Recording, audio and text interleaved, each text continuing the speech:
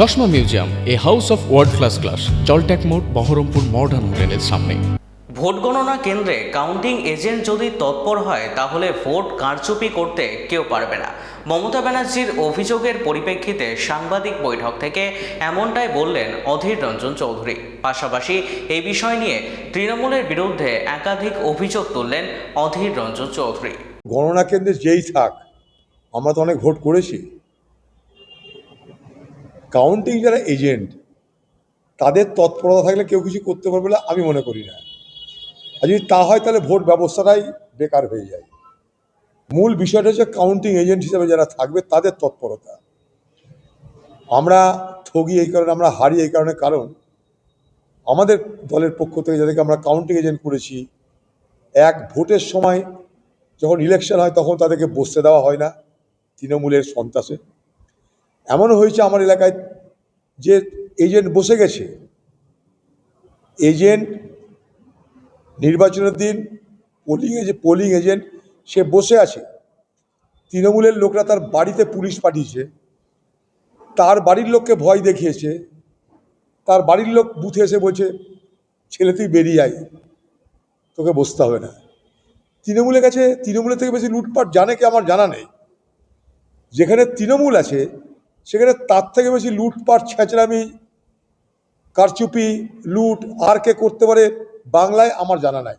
হ্যাঁ, ভারতবর্ষের অন্যান্য রাজ্যে যেখানে বিজেপি আছে সেখানে তো হচ্ছে, কিন্তু পশ্চিমবঙ্গে নির্বাচনের লুটপাট আজকের জমানায় যেখানে তৃণমূল আছে তার উপর দিয়ে কেউ যেতে পারবে বলে আমি অন্তত বিশ্বাস করি না।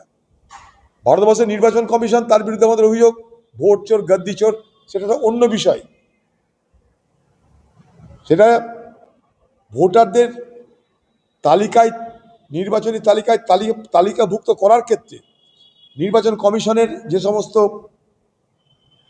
শর্ত, সেই শর্তের বিরোধিতা করেছি আমরা। নির্বাচন কমিশনের পক্ষ থেকে যে ধরনের বোঝা চাপিয়ে দিয়েছে তার বিরোধিতা করেছি আমরা। কিন্তু নির্বাচনের এই স্ট্রং রুম, উইক রুম, রং রুম, যাই বলুন, সেখানে সকলের দেখার অধিকার আছে।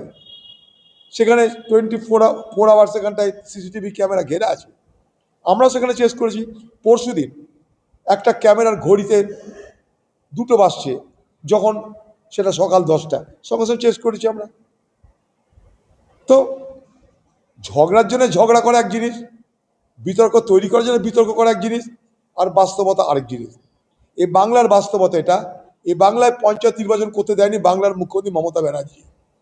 এই বাংলায় পৌরসভার ভোট করতে দেয়নি বাংলার মুখ্যমন্ত্রী মমতা ব্যানার্জি, তার সঙ্গে পুলিশ। তৃণমূল আর পুলিশের যৌথ সন্ত্রাসে এই বাংলায় রাজ্য সরকারের অধীনে যে ভোট হয়, রাজ্যের নির্বাচন কমিশনের অধীনে যে ভোট হয়, সে পৌরসভা হতে পারে, পঞ্চায়েত হতে পারে, কোঅপারেটিভ হতে পারে, কোথাও ভোট দিতে দেওয়া হয় না। ইভেন সেলফ হেল্প গ্রুপের ভোটকেও, সেলফ হেল্প গ্রুপেও যে ভোট হয়, আইসিডিএসের যে ভোট হয়, সেখানেও একই ধরনের রংবাজি, একই ধরনের সন্ত্রাস। শুধুমাত্র বিধানসভার লোকসভায় মানুষ ভোট দেওয়ার সুযোগ পায়, এটা সত্য। এই সত্যটাকে আমাকে মানতে হবে। তাও সেখানে প্রচুর চুরি হয়, প্রচুর লুট হয়, প্রচুর ফলস ভোট হয়। যেটা সত্য সেটা বলতে হবে আমাদেরকে। বাংলার মানুষ এবার ভোট দিতে পেরেছে, পেরেছে, এটা সত্য, এটাকে মানতে হবে।